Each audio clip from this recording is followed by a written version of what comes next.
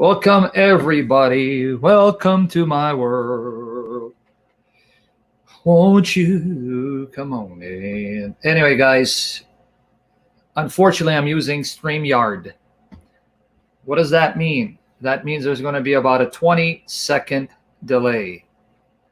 Now guys, are you seeing how the Mohammedan dogs are manifesting? You see, that means we are now living in their heads rent-free.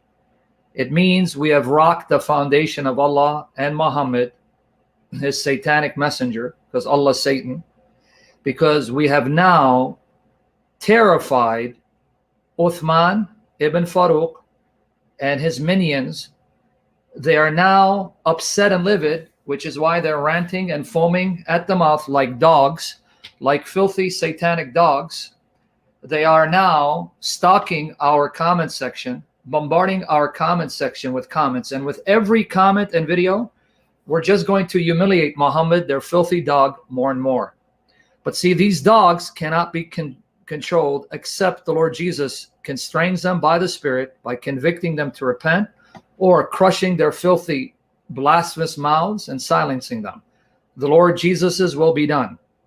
But I'm warning you, Mohammedan dogs, the more you come to our comment section, the more you mock us, the more you insult us, the more you blaspheme the Bible, the more you insult and blaspheme Jesus Christ, Muhammad's God and destroyer, I'm going to punish your filthy dog, Muhammad. Your prophet is a dog. He's a satanic whore. He's a dog of the devil. He's burning in hell. These are facts. I know you don't like these facts. He was a sexual immoral deviant, a pedophile, who murdered people, who raped women, even married women, in the name of his Satan named Allah, and who treated women like whores, calling it temporary marriage. And these are facts from your sources that you must live with, and we're going to expose your sources for the world, and we're going to throw these sources in your face until you learn the fear of Jesus Christ. Until you learn to fear Jesus Christ, we will humiliate Muhammad. And I'm glad that Uthman ibn Fibin, the fat Slav, who tried to pretend to be a gentleman, and I had to be nice, because if I had unleashed on him the way I will be unleashing on him in Jesus' name, then he would have used that to say, you see, the Christians are rude, but not to worry. We got so much to unleash. We're going to be unleashing our version of the debate, and we got so many clips lined up. Uthman's days have been numbered.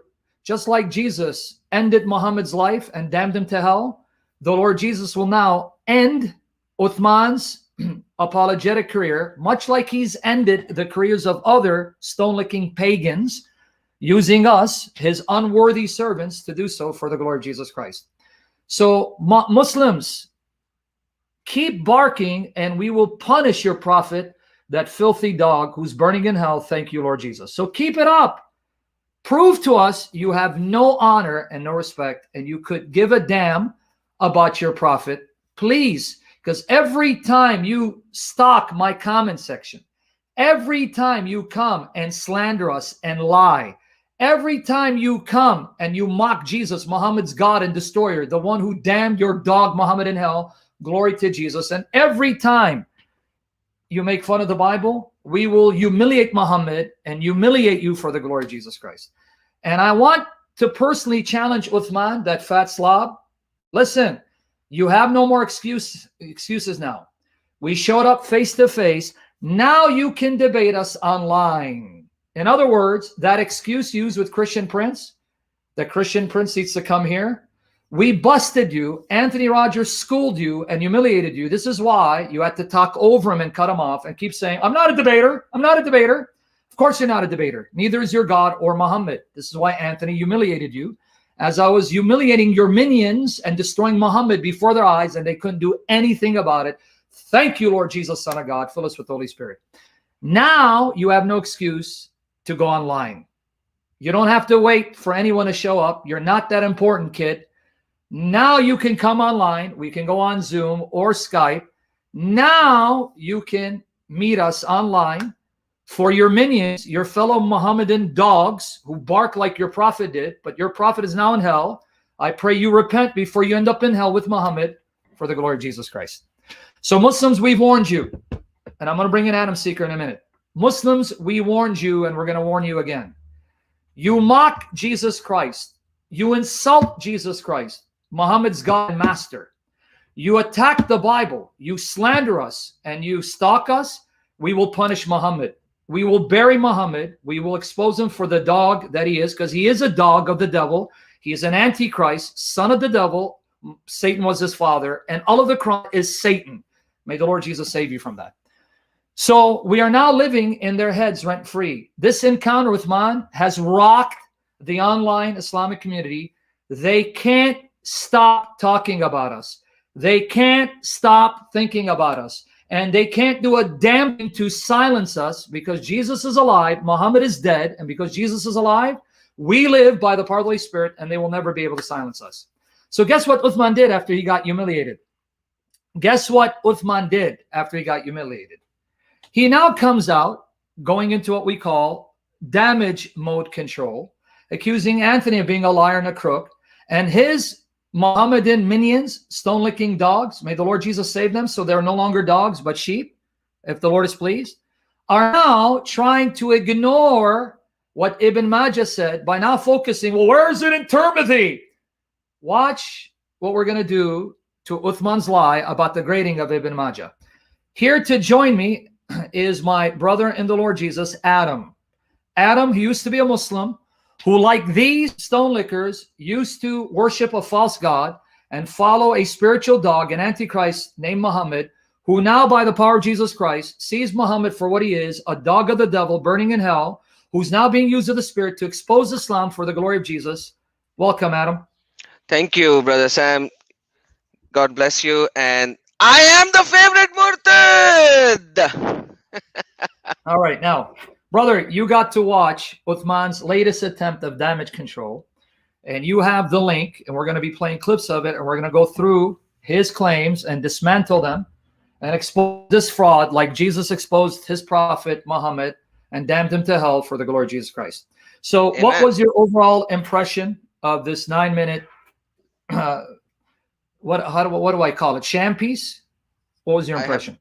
I have no idea. Like the first 1.5 to 2 minutes, he was just sending derogatory comments about everyone over there, the hammerman and stuff like that, about Anthony and etc. etc. But after that, it's like they lost the match, and they lost the match. And then he was like, they were talking about Tirmidhi hadith and etc. etc. But anyhow, in the end, finally, at around 4 minutes time, he said, okay, let me show you that this hadith is da'if. So I want to work on that particular part. Sure. Okay. Okay. So even before we get to how you're going to expose him, and we're going to show that the grading we didn't make up. Guys, if you go to the description box of this talk, I posted the links. Right now, as we're streaming on StreamYard, and by the way, keep in mind, there's about a 20 to 25 second delay between when we say something on StreamYard and by the time it reaches you and you hear us. So bear with us, forgive us for the delay. May the Lord Jesus, Son of God, cleanse us in his precious blood, and the Holy Spirit fill us. And one thing I asked the Holy Spirit to do for Adam and myself, in Jesus' name, may the Holy Spirit anoint your mouth, anoint my mouth, speak truth without error, to save us from mistakes, misinformation, and to proclaim the truth perfectly for the glory of Jesus Christ. And may the Holy Spirit seal us for the glory of the Lord Jesus Christ and give us power to die to our flesh and love the Lord Jesus and obey him even unto death. We need you, Father, Son, Holy Spirit. We need you, Lord Jesus Christ.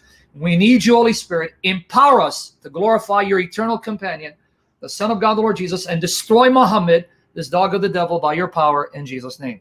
Okay, now, brother, before we go into Ibn Majah, before we go into the grading found in Ibn Majah, and you're going to look up the Arabic and you're going to show the images. That's partly why we're doing it on StreamYard. This brother is technically savvy. He knows how to use StreamYard. He's going to be showing you the images, Lord willing. But before we do that, here's what I need everyone to do. And I'm going to send him the links where he's going to open up the page and you're going to see it for yourself. Guys, look at the description box to this YouTube session. You're going to see I give you the links. I give you the link to the article that I wrote, and I just posted it today. Talk about God's timing. God's perfect timing. I just published this today, and Uthman, the stone-licking pagan, came up with his 9-minute sham of a response, trying to save face after being humiliated with his prophet by the power of the Lord Jesus Christ.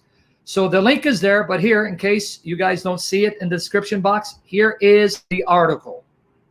Thank Neda, thank all my mods, thank Protestant believer, all mods, for serving you for the sake of Jesus, the Son of God, our God and Savior, Lord Jesus Christ. Here's the link. Now, in the description box, I actually quote from the Muslim websites who give you the classification of the hadith, where Muhammad said the Quran will appear as a pale man. And you're going to see, and we're going to show it right now on screen. And brother, I'm sorry, I don't mean to keep talking. I want to give you most of the time, but let me just prepare the way and lay the foundation. You're going to see that some scholars even graded it sahih. Others, Hasan. Hasan good and sahih. And you're going to see it with your own eyes. And then he's going to show you the copy of Ibn Majah and show you the Arabic and English, and it's graded Hasan. Okay, now, brother, help me to help you, and I'll help you to help me for the glory of Jesus. Here's what I want you to do. Yes, Let me give you the first link. Here's what I want you to do. Okay, now, because I don't know how to do this, but thank you for serving me, brother. Okay, here's what I want you to do. Link number 1 for you, brother. What I want you to do here, click on that link and open up this page if you can, for everyone to see. Sure, brother. And I will put it on the screen. And I am doing that. Give me a sec. Yes, sir. Guys, you're going to see with your own eyes. Islam Question and Answer, a Salafi website run by a renowned Muslim scholar, a Salafi scholar. We're just waiting for the brother to work with me and open it up, and then I'll put it on the screen if we can. Hopefully it won't give us a problem. All right, now, guys, here it is. Now, what I want you to do, brother, I want you, I don't know if you have a Mac. If you have a Mac, you do Command F. If you have another computer, do Control I'll do that. F. Either do Just tell Control me F, what you need to find. where it says, and it was narrated from Buraidah that the Prophet said the Quran will come. You'll find that section. Narrated from Okay. Buraidah. Let me go to Buraidah. Buraidah. Well, you got, if you're there, yes. Just it's right there. It was narrated from Buraidah. When you get there, pause there and we'll read it, but I want them to see it. Okay, now, this is, let me see if you're in the right one. Let me see. Nope, that's not the right one. There's another one. Keep going, bro. That's why I said, if you were listening to me, brother, Allah, if you do Control F or Command F and you put in Buraidah or Sahih, it'll get you. Oh, well, there you go. That was it. Sorry. Brother, am I okay or am I? Okay, that was. Are you watching me? Are you watching me No, from man, YouTube I or am StreamYard? going crazy, man. I go crazy, bro. Sorry, brother. So it is narrated from Buraidah. Is this over here, brother? Okay, man. Okay, sorry. Forgive me, man. Man, Sorry, you sir. forgive me? Alpha loser. Put an L on your head for me. Okay, guys, read with me. This is Islam Question and Answer. General Supervisor Sheikh Muhammad Salih al-Munajid, a renowned Salafi Muslim scholar. This is his official website. Salafis run to this for answers, and it's probably the most popular Salafi website. This is not a joke. Let's read. You're seeing it with your own eyes. Read. Thank this brother Adam. Pray for him in his ministry. Pray for his life and safety. Pray for my life and safety. To be bold, even in death, for the glory of Jesus. And thank the Lord for modern technology. Muslims, crash and burn as we destroy your fake prophet who's burning in hell, who's under the feet of Jesus. Let's read. It was narrated from Buraidah that the prophet said, Quran will come on the day of resurrection like a pale man and will say, I am the one that kept you awake at night and made you thirsty during the day. Narrated by Ibn Majah. Now watch the classification. Classed as Sahih by al-Busayri in al-Zawaid and by Ibn Hajar, the one who commented in Sahih Bukhari, in al-Matalib al-Aliyah.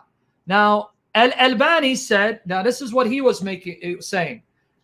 In Da'if Ibn Majah, it is Da'if, but may be classed as Hasan. Because in his clip, he says, see, al-Albani said it's Da'if. No, Albani said Da'if, but it can be classed as Hasan, which is why other scholars mentioned that al-Albani classified it as Hasan. But before we move on, let's read Busayri's classification. Mohammedan stone lickers, Uthman, you fat slob, you tool of the devil. Your days are numbered. Your career is over, just like Muhammad's life ended when Jesus crushed him under his feet at the cross. Thank you, Son of God. One more time, guys. Muslims, keep stalking our comment section. Keep insulting us, trying to harass us and bully us. Keep mocking the Lord Jesus, blaspheming his word, and we will bury your prophet and his tools for the glory of Jesus. You've been warned. Shut your mouth. It's you shut up, then you allow us to humiliate that spiritual dog, Muhammad, for the glory of Jesus. Now, let me read it again, guys, before we move on, brother. Do you see it, guys? See? Yes. Let me read it again. And it was narrated from Buraidah that the prophet said, the Quran will come on the day of resurrection like a pale man and will say, I am the one that kept you awake at night and made you thirsty during the day. Narrated by Ibn Majah, classed as what? Highlight that part where it says sahih. Sahih. Siti Farooq, you're not man enough to bruise anyone. You're not Muhammad who bruised Aisha, that minor that he defiled and mounted. Be more man than Aisha. Call me on Skype, because you wouldn't say that to my face. You're less man than Aisha was. Glory to Jesus. Classed as Sahih by al-Busayri in al-Zawa'id and by Ibn Hajar in al-Matlab al-Aliyah. Did you guys see it? It's Sahih. We are the champions. And let's see what Al-Albani actually said. Al-Albani said in Da'if Ibn Majah, it is Da'if, but may be classed as Hasan. It was classed as Hasan because of the hadith of Abu Hurairah in Al-Silsila Al-Sahihah. Wow, Uthman, you got buried just like your prophet got buried. Glory to Jesus Christ. Now, brother, before I let you come in, I'm sorry, brother, I don't mean to be taken. I just want them to see this for themselves. Let me give you another link. Are you ready? I want to make sure you're ready. You there or no? I can't hear you, brother. Yes, sir. Please send. Oh, you scare me, man. Okay, let's remove this. Hold on. Let me get the other one. You scare me, man. Oh, here's another one. This one, again, is Islam question and answer. Question and answer. Brother, here you go. What I want you to do when you get there, find where it says narrated by Ahmad in al-Musnad number 394. When you find it, post it for us. Okay, narrated by Ahmad al-Musnad. There you go, sir. And Okay, guys. we are on screen. Now, do me a favor. Before, we read that part, scroll up a little further to see what it's saying.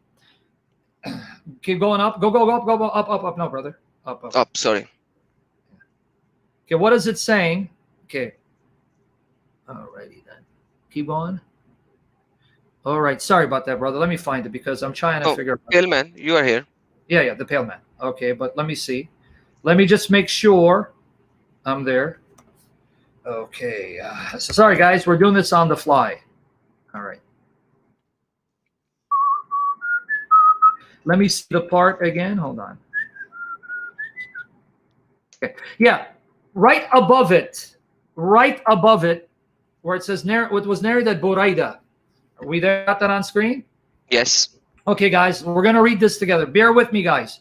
This is live, and I hate StreamYard for the delay, and also because I'm not used to it yet. Let's read. It was narrated Buraidah. I heard the prophet say, now let's read it. The Quran will meet its companion on the day of resurrection when his grave is opened for him in the form of a pale man. It will say to him, do you recognize me? He will say, I do not recognize you.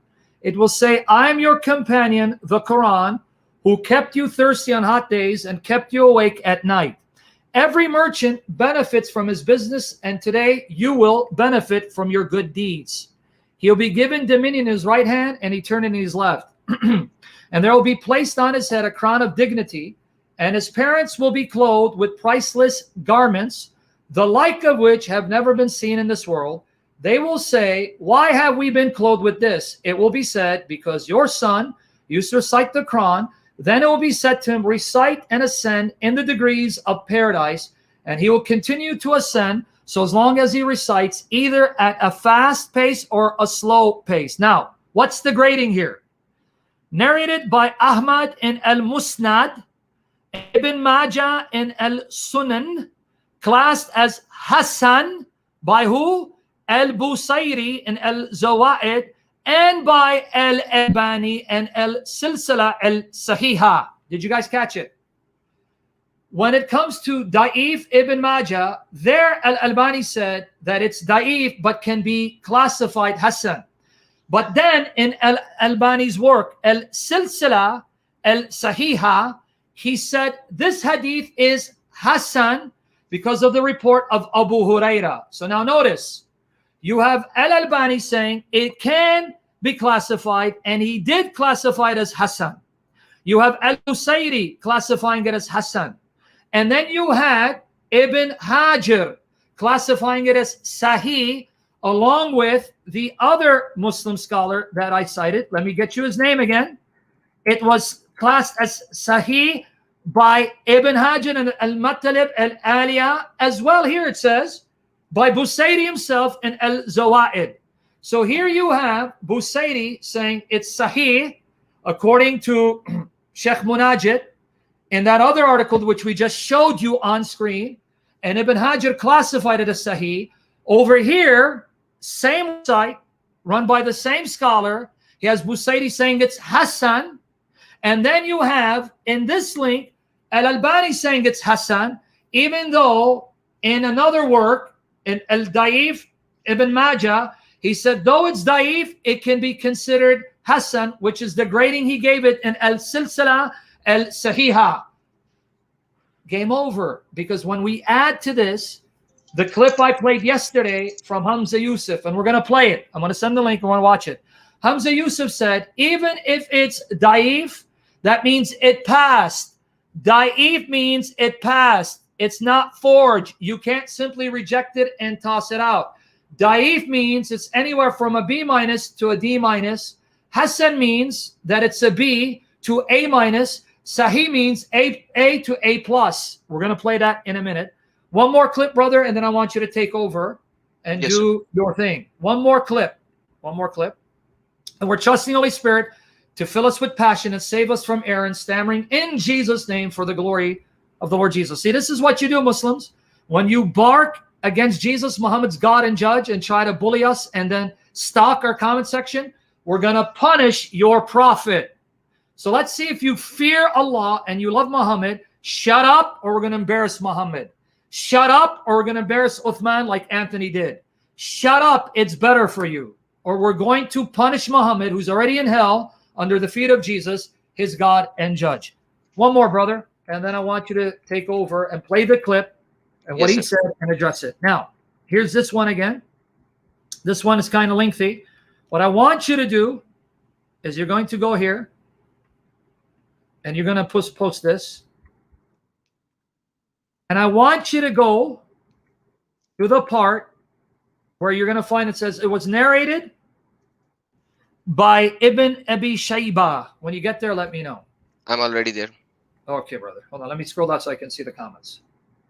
All right, now. See, the Mohammedan dogs are manifesting because they can't silence us. Guys, rejoice by the power of Jesus Christ. We're living in their heads rent-free. We are their nightmare, Uthman's nightmare, Allah's nightmare, and Muhammad's nightmare. And they can't do a darn thing about it because Jesus is God and Muhammad is dead. Thank you, Lord Jesus. Now, with that said, let's read. This again is Islam question and answer. General Supervisor Sheikh Muhammad Salih al-Munajid. And the links are in the description box, and it's in my article. You have my permission. Take my articles. Take my sessions. Upload them. Translate them. Clip them. Silence Muhammad and his fake God and his minions for the glory of Jesus. Let's read. This one doesn't say pale, but it's okay. The issue wasn't that it's a pale man.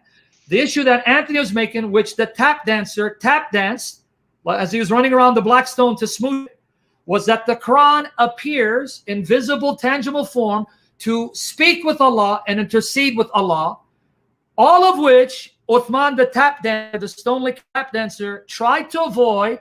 So now he's throwing out red herrings and smoke and mirror tactics but his smoke screen is dissipating by the power of the Holy Spirit. So let's read.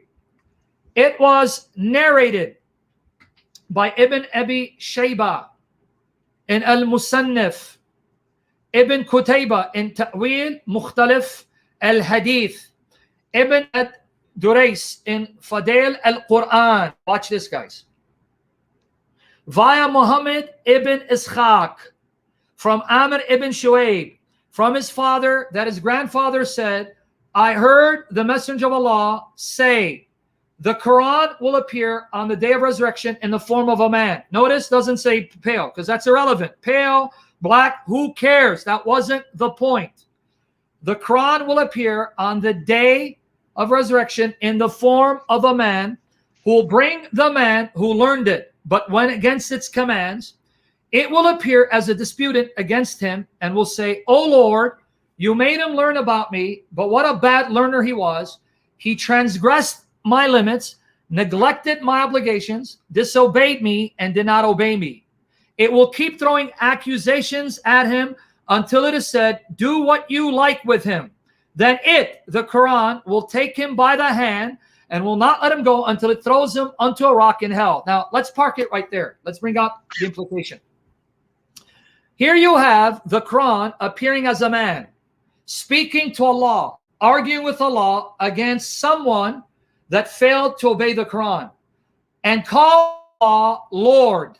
Go back to that part, brother, and highlight where the Quran will say to Allah, Lord. So let's unpack this. See where it says Lord there? Earlier when he's talking? Can you highlight it for me, brother? I don't know. Are you there? Or am I losing you? Oh, good, good. You scared me for a minute. Okay. Whew, I thought I lost this, brother. I thought he got raptured, left me behind. No, brother. I'm here.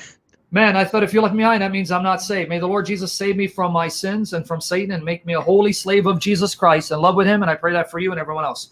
Amen. The Quran is talking to Allah. Oh Lord, Ya Rab. Okay, now, question for Uthman, the stone-licking pagan, and you, his minions.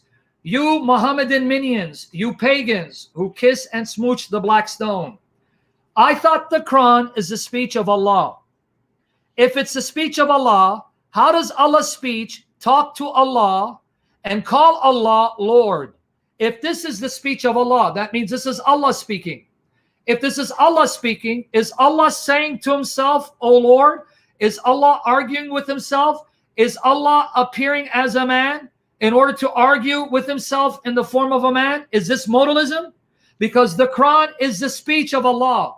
The Quran is supposed to be Allah speaking. But how can you have the Quran speaking to Allah, calling Allah Lord, appearing as a man to argue with Allah if it is the speech of Allah? Because the Quran is supposed to be Allah speaking. Is this Islamic modalism? Allah appearing as the Quran and appearing as a man in order to argue with himself? You see why that fat, slob, stone-licking pagan didn't want to address this issue? Do you see why he's making it a big deal? Oh, you're wrong. It's not in Tirmidhi. Oh, Ibn Majah, it's weak because he got buried. His prophet got humiliated and his God got exposed for being a schizophrenic demon. That's why all this hoopla. That's why all these red herrings, all these smoke screens, because he doesn't want to deal with the issue. But glory to Jesus, the servants of the true God is going to take these sources and stuff it down his throat and cram it before his face, forcing him to address it. Al-Masihu Akbar. The Messiah is almighty and greater than Allah and Muhammad, in Jesus' name. Now, Amen. Let's continue. We're not done yet. Okay, now, brother, continue. Notice it says the Quran will grab him by the hand. The Quran will grab the wicked Muslim who failed to obey the Quran, and the Quran as a man with human hands will take that man and smash him on a rock in hell. Okay? That means Allah gives in to the demands of the Quran. Allah does what the Quran tells him to do and gives the Quran what the Quran wants. Understand this. The Quran is demanding to Allah, punish him. Why? Because he failed to obey me. And Allah says, okay, do what you want. Whatever you want, I give you. Well, I want to smash him on that rock in hell. Do what you want. Allah gives into the Quran, who makes Allah do what it wants, even though the Quran is supposed to be the speech of Allah. And they have the audacity to make fun of Christianity. 1 second, brother. Pray I'm not a nuisance to my neighbors. In Jesus' name. Amen. Blessing to them in Jesus' name. But it gets worse for our stone-licking pagan friend. And Uthman, I will be coming back at a day that you don't know.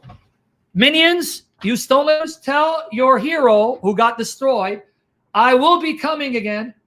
And it's going to be mano a mano with cameras on a day that he does not expect. We'll see how well he does against me. Anthony already schooled him.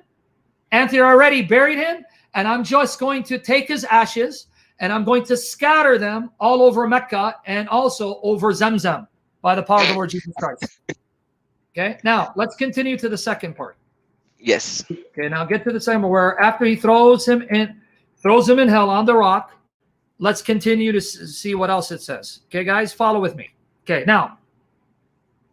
And it will bring a righteous man who learned it and adhered to its teachings. It will appear as a defendant. Now this time, it will defend the righteous man and will say, "O Lord, Ya Rab." Again, the Quran is the speech of Allah. This is supposedly Allah's speech. That means Allah speaking. So that means if the Quran is Allah's speech, that means Allah is saying to himself, "O Lord," Allah's arguing with himself, and Allah's demanding himself to do what Allah asks him to do. And you make fun of the Trinity. Shame on you, you wicked, demonized, stone-kissing pagans. Islam, the days of Islam are numbered. When Jesus died on the cross, he buried your prophet and destroyed your religion because Jesus is alive, Muhammad is dead. Glory to the Son of God. Oh Lord, you made him learn about me, and what a good learner he was. He respected my limits, did the obligatory duties, avoided the sins mentioned in me, and obeyed my instructions. And it will keep presenting arguments against who? Allah, in his favor until it is said, do what you like with him. Then the Quran, will take him by the hand and will not let him go until it dresses him in brocade and puts on him the crown of a king. Again, guys, before we move on to the grading, because here you're going to see that Bukhari quotes it, and because Bukhari quotes it, it's deemed authentic. But before we get to the grading, I want you to see again the implication, guys. Understand how this destroys the religion of Islam and buries Uthman and his fake defense of Islam. All glory to Jesus Christ. Again, the speech of Allah appears as a man. The speech of Allah argues with Allah, fights with Allah, demands Allah to do what it wants Allah to do. Allah gives in to the demands of his speech and tells his speech, do what you want. So the Quran, the speech of Allah, wins this argument against Allah, makes Allah do what the Quran wants Allah to do, even though the Quran is supposed to be Allah speaking. And so here you have Allah speaking to himself, Allah's speech appearing as a man to speak to himself, and they mock the Trinity. Now let's see the grading. Let's see the grading. Now go continue right after that. What is the paragraph after that says? This is da'if, is not because... Okay, well, hold on. He got you, brother. Because yes. it's da'if. Let's read now. Guys, pay attention to the grading. Game over for us. It's da'if. No, yes. I don't think so. Let's read. This is a da'if, weak isnad, because Ibn Ishaaq is mudallis and used the word an, narrating from, i.e., he did not state clearly that he heard it directly. But al-Bukhari, bye-bye, Uthman. We just concluded your funeral services, which we began last night. Your funeral services are now officially over, done with. We're now going to scatter your ashes over Zamzam for the glory of Jesus, as we now bury your career the way Jesus buried Muhammad. But al-Bukhari said in his book, Khalq Afal al-Ibad. Al-Bukhari said in his book, Khalq Afal al-Ibad. Abdullah ibn Amr narrated from the Prophet, the Quran will appear in the form of a man on the day of resurrection and will intercede for its companions. Who narrated this? Bukhari.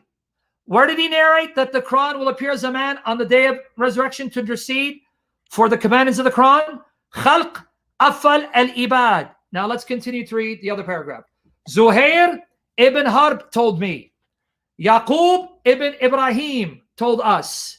My father told me. Ibn Ishaaq and Amr ibn Shu, Ibn Abdullah ibn Amr told me. From his father, from his grandfather, I heard this from the Prophet. Abu Abdullah, i.e. Bukhari said, this is his earnings and his deeds, end quote. Now notice what Islam question and answer under the general supervision of Sheikh Muhammad Salih al-Munajid states. So it is proven that Ibn Ishaaq heard the hadith from Amr ibn Shu. Thus, the hadith is proven. Let me repeat it again. Thus, the hadith is proven. Still don't like it? Thus, the hadith is proven. Al-Masihu Akbar. Al-Masihu Akbar. Takbir. Al-Masihu Akbar. The Messiah, better than Allah, greater than Muhammad. Allah, Muhammad, Islam, under the feet of Jesus, God's Son. Amen. Hallelujah. Now, brother, take over. You had stuff to show them from Ibn Majah, and you had clips. Feel free to.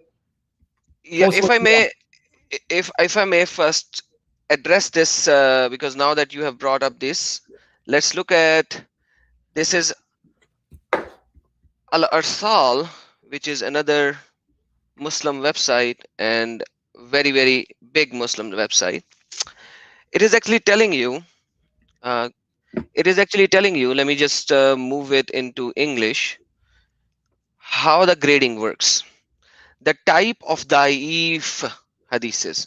So there are actually 49 different types of da'if hadiths, FYI, to begin with. Let me try to zoom in a little more.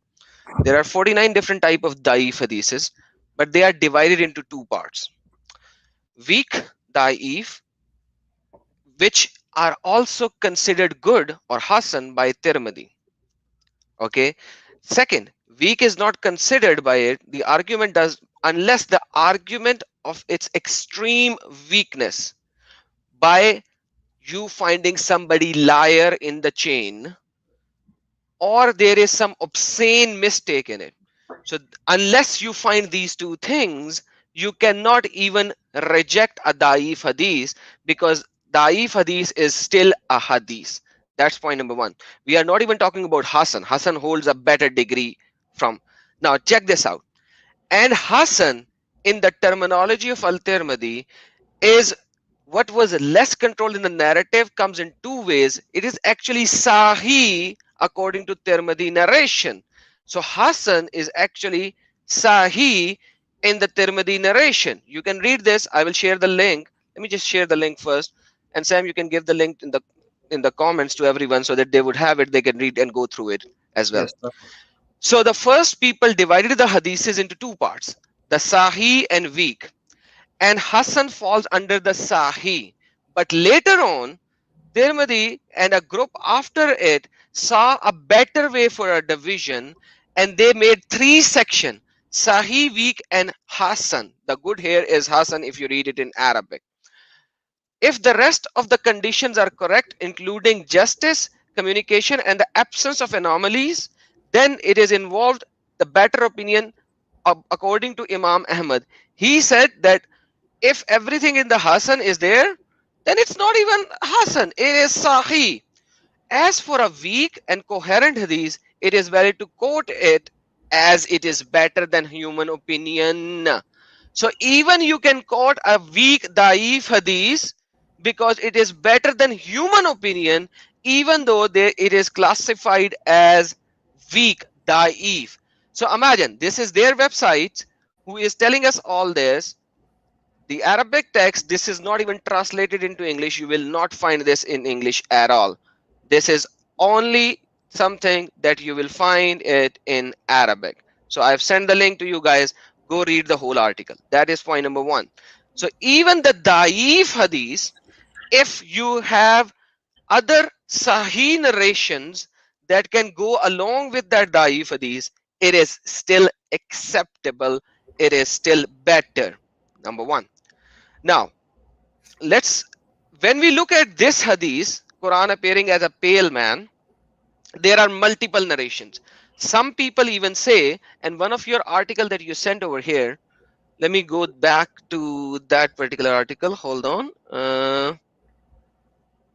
it actually says, when you actually give me a second, sorry, because I have this article right when you actually sent me. I didn't had your article before. That's right, man. Why like this, man? So even in this article, it says that Al-Sayuti You actually want to said, let me show put my it up? screen again. Yeah, Yes, sure, sir. sure. Sorry. So they can see it, guys, because this is why Yes. see, all my mods are blessings. Support their own YouTube channels, make their ministries go viral. Pray for them, pray for us to be holy and pure in love with Jesus and protection and provision. What a blessing this guy is. He's coming here to serve me for your sake by making it easier to show you the actual images. What a blessing this brother is. May the Lord seal you for his glory and do that for all of us in Jesus' Amen. name. Go ahead, brother. Amen. And you see that this is the same thing that you actually showed. This is the article number 2 that you showed. This is about the Buraida Hadith and all. And if we go down on this one, and I will show you the Arabic version of it as well, it says, in form of a pale man, As-Sayuti said, this is one whose color has changed. So according to Al-Sayuti, the color is a problem. That's it. The color is a problem. And I will show you in the Arabic form as well. So now I will show you how this guy, Ibn Fubun Farooq, actually tried to denounce this, and then I will go into details. Sir, now you have to add the screen again. Yes.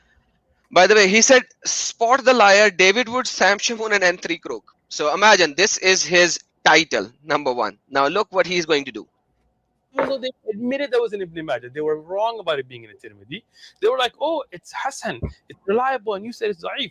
Not understanding the science. I have a mass, I do takhrij work here, right? I check hadith. Now that hadith that they mentioned from Ibn Majah, you see the video, he says from Ibn Majah. Here it is on your screen. The hadith is in fact da'if. I know because I taught Aqidah and I taught this hadith. Now, the original book. So let me just pause it from here. This is not an original book. FYI. This is not an original book of Sunan Ibn Majah. Not an original book of Sunan Ibn Majah. So now you cannot see this. So what I have done is I have taken a screenshot of it so that I could zoom in. So now I'm going to show you what is this book that he is showing. So brother, can you please show my screen again? So this is the screenshot. This is not the original book of Sunan Ibn Majah. This is called Da'if Sunan Ibn Majah, and the Salis is Muhammad Nasiruddin al-Albani. And by the way, brother, before you go on, that's what we were just quoting. You remember what the Islam question answer said? It says that al-Albani in al-Da'if, Ibn Majah said that it is Da'if but can be considered Hasan. That's what he's quoting, guys. He's quoting Ibn Majah's, al-Albani's commentary on the Da'if, the weak hadith of Ibn Majah. He was telling you that he was quoting Ibn Majah, but that's okay. Go ahead, brother. I just wanted to make that clear. Go ahead. Yes, absolutely. But the problem is that this is not the original book. Exactly. This is the, let's say, if I can relate to it, this is the exegesis on the Ibn Majah. So by Albani. By Albani, which is born in 1914.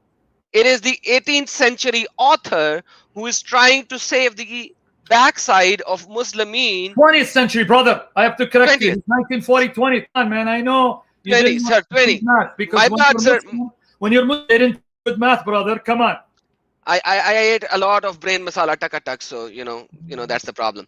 So yes, this is Muhammad Nasiruddin al-Albani, and anyone who can read a little bit of an Arabic does know what it is written. That is why I'm showing it by zooming in as much as possible. Now, after this point, let me show you where the actual Sunan Ibn Majah says in volume number 5 of his book. This is Sunan Ibn Majah, volume number 5, the actual Sunan Ibn Majah, volume number 5. This is hadith number 3781. It was narrated from Ibn Budayda that his father told that the Messenger of Allah said the Quran will come on the day of resurrection like a pale man and will say, I am the one that kept you awake all night and made you thirsty during the day. Once again, let's read. Like a pale man. And now the classification is Hasan, and you can see in Arabic Show me the Asnad Arabic. Hasan. Asnad Hasan down here. Asnad Hasan. So it's not Dar Salam that graded it Hasan. The actual hadith in the Arabic hadith, Arabic compiled by Ibn Majah, the Arabic hadith says Hasan. Yes, sir. Highlight the Arabic so they can see it. Now, Arabic speakers, read that the Arabic of Ibn Majah, not Darus Salam, inserting the word Hasan in English. The Arabic written by Ibn Majah, Ibn Majah's Arabic, Ibn Majah puts Isnad Hasan, Sanad Hasan, right? Read it again. And yes, and it also says from Ahmad an Waqi' Bashir bin Muhajir Huwa Hasan al-Hadees. Basically, it is the Hasan Hadees. Wa Shaykh Abdullah bin Buraida, like you read that. Wal Hadith Shawahid Anat Tibrani. Tabrani, huh? Anat Tibrani and Wagaira. Wagaira means etc. etc. So there are multiple people who are talking about this hadith to be with the Hasan Now, Asnad. brother, let me stop you again. It is very important you read their names. Why? Because it's not just Buraida, Tabarani. For the Muslims who know Islam, they know these names. Tabarani, considered a reputable, renowned scholar, Muslim scholar. So give the names. Who? Because now notice, guys, what Darussalam did. It did not translate all of the Arabic texts of Ibn Majah. It only said Hasan, but did not translate the people that Ibn Majah listed in his Arabic text. But this guy just said that he teaches Aqidah. That means this clown has read the Arabic. This clown knows these names are in the Arabic text of Ibn Majah. Why didn't that slob, pagan stone licker, mention these names? So now let's do our brothers and sisters in Jesus and the Muslims a favor. Give the names listed in the Arabic that they did not translate that said this is Hasan. Go ahead, brother. One is Ahmad, who is 352, born in 352 Hijri. Means, that's Ahmad ibn Hanbal. That's Musnad yes, Ahmad. Yes. Then Bashir bin Muhajir. Then Ibn Hajar. Yes, Muhajir. There's Muhajir, no ha here. Yeah, there is no ha over here, so maybe it's a misprint. Wahua Hasan al-Hadees, so he also said it's Hasan Hadees. Then Abdullah bin Buraida, he also said that. And also the Shawahid Anil Tibrani, and according to the al-Tibrani and Wagaira. So there are more others, because when you say Wagaira, it means etc. So there are more to that, but he did not thought of mentioning it because he already mentioned a few of them. So it's not just one or two, it's few or more. He mentioned Tabrani, he mentioned Buraida, and Ahmad ibn Hanbal, just three of many that said it's Hasan. Yes, sir. They are all saying that. Okay. Now, before you move on, Christus Victor, let me know if I should block you now or 10 minutes, Christus Victor, because this entire session is responding to that sham 9-minute sham piece by that lying, wicked son of the devil, Uthman, trying to defend his fake prophet, Muhammad, who's in hell. Which part of this session you didn't get is a response to that video. So, Christus Victor, should I block you now or 5 minutes from now? It's your choice. But go ahead, brother. Continue. I don't want to stop you. No worries. So this is page number 69 and 68 of the book, volume number 5. Let me go up and show you. This is the English translation of Sunan Ibn Majah. This is volume number 5. Let me get them the link. You can ask folks, download PDF copies of these books from kalamallah.com. KALAMULLAH.com. I'm going to give you the link. They make available the PDF files of all the hadiths translated and published by Darus Salam. So here, Ibn Majah, it's all there for free. Let me get you the link for volume 5. And guys, save the stuff before they remove the links, because if they find out we Christians have found out about files, our days are numbered. So I'm going to get them the link. You keep going, brother. And you go to that page number, give them the page number, and I want you guys start making videos. Here it is. Look, guys, the actual image of the actual page, and here's the Arabic, and here are the names. So I'm going to get them the link. Go ahead, brother. Yes, and so basically this is page number 68, end of 68 and start of 69, and you will see this hadith. Now, let me go back to now Da'if Ibn Majah. So quite frankly, honestly speaking, I tried to find what he is quoting. I personally was not able to find it. Let me show you. This is the link for the Da'if al-Bukhari. Sorry, my bad. Once again, let me correct it. Da'if Ibn Majah. So this is the link for Da'if Ibn Majah. Okay, so this is Sahih Sunan Ibn Majah and Da'if Sunan Ibn Majah. Okay, and it is AR Islam Way. And this, let me give you the link in the private chat. Brother Sam, you can share it with everyone. Okay, so if we go down to this link, we will see Sahih Sunan Ibn Majah. I hope you guys can see it. Let me zoom in a little more. So it has Sahih Ibn Majah, Sunan Ibn Majah, Sahih Sunan Ibn Majah, Sahih Sunan Ibn Majah, and then it also have the Da'if Sunan Ibn Majah, written by the same author that he is showing, and this is Muhammad Nasiruddin al-Albani, same author who was born in 1914. So same author, this is the same book. Now, problem. What is the problem? Guys, I personally was not able to find it. Maybe someone else can. But what he is showing, he was showing hadith number 29518, which means 29,518. That's what he was showing. Let me share my whole screen rather than this one so that I can flip. So Chrome, Windows, I am Chrome. All right, brother, you have to show my screen, please. Okay, so this is, according to this, he's showing 29,518. The hadith is 29,518, and Da'if Ibn Majah 826. Da'if Ibn Majah 826, and the hadith number is 29,518. Now, he might have some other book. He might have some other classification book with different numbers. But if I look into this book, which is available on the internet, this book does not even have hadiths in 20s thousands. So this book ends at hadith number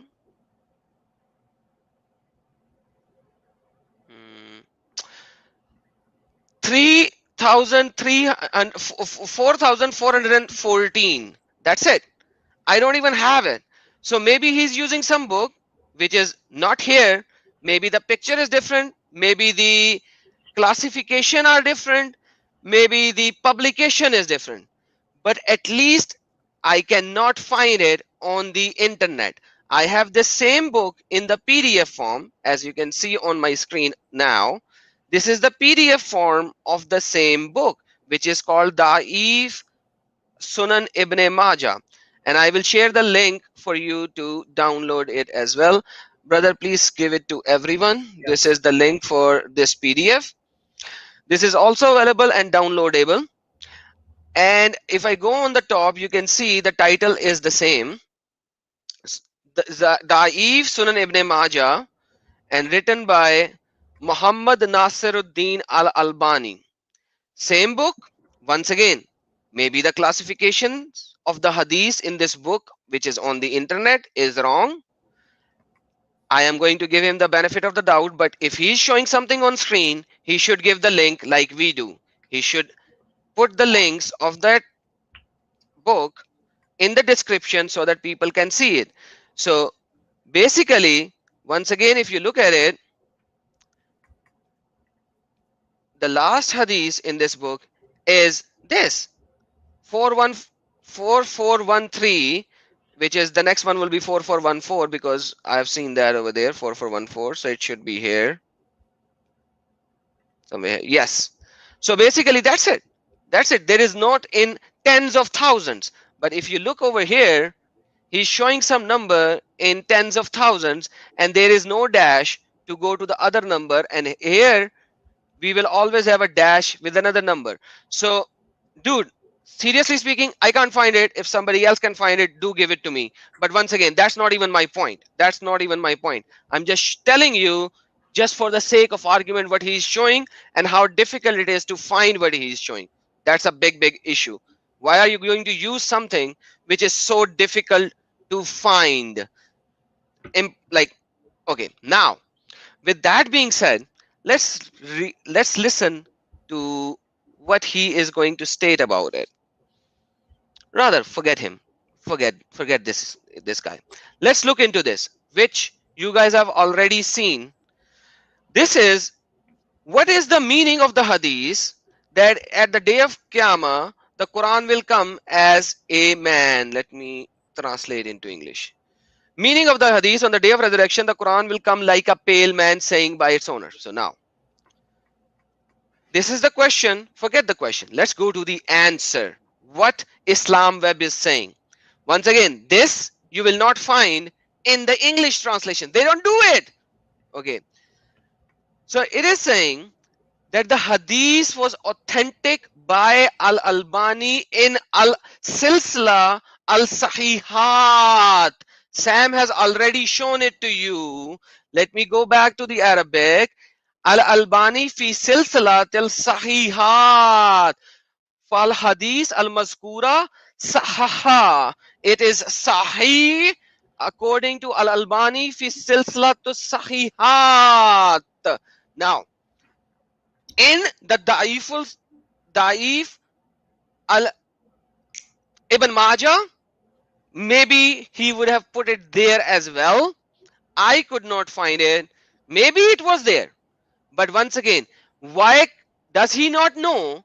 Does this Ibn Fubun not know that this hadith is sahih in Al-Albani fi silsilat al-sahihat, or islamweb.net is bad according to fatwa number 313138? One Now- of the two is a liar. One of the two are liar. Now, by the way, brother, before I cut you off, look at the Mohammedan stone lickers, these pagans. You're going to the books. You download them as PDF files. These are PDF of actual books, but they're PDF format. You're going to official Salafi websites run by Salafi Muslim scholars. And you know what these pagan stone licking sons of the devil are saying? Oh, you are a scholar of Google. Oh, you're getting your information from Google. You see why these guys make Islam so disgusting, where you just hate Muhammad with perfect hatred and you think Jesus is burning in hell? Because if you quote their book, well, it's not authentic, it's weak. You quote websites run by bona fide scholars of Islam. Oh, you're going to Sheikh Google. Ha, ha, ha, ha. And yet, over 90% of the garbage that they spew against Jesus and the Bible comes from Google, comes from online websites or YouTube. But again, they can't be better than Muhammad, who is a satanic dog burning in hell. Thank you, Lord Jesus, for destroying Muhammad. May you save these Muslims or silence their mouths in Jesus' name. Now, but put that aside. I just want to make sure we're understanding you. A lot of people can't read Arabic, but they know that you're a servant of Jesus. And as a servant of Jesus, you try your best to be honest. And when you make a mistake, it's not intentional. You're not like Muhammad or Uthman, where you belong to Satan, Muhammad's father, Uthman's father, who's a liar and a murderer. That's why they lie and they murder like Muhammad did. May the Lord Jesus save people from Muhammad and his God and his followers, and may they be saved too. You're saying that here, this site that you are quoting is referring to the pale man? Yes, sir. Like a pale man. Okay, so can you just scroll up before what you posted? It says, aforementioned hadith was authenticated by Al-Albani in Al-Silsila Al-Sahih, And as for the meaning of the hadith, he said, like a pale man. Al-Suti said in Shar ibn Majah, it is the variable color. Because when I'm reading in the translation, it's that Al-Albani mentioned it al-Silsila al-Sahih, which I already mentioned.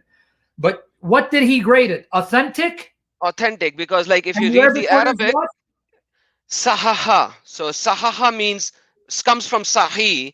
Swad ha he. It is sahaha means authentic.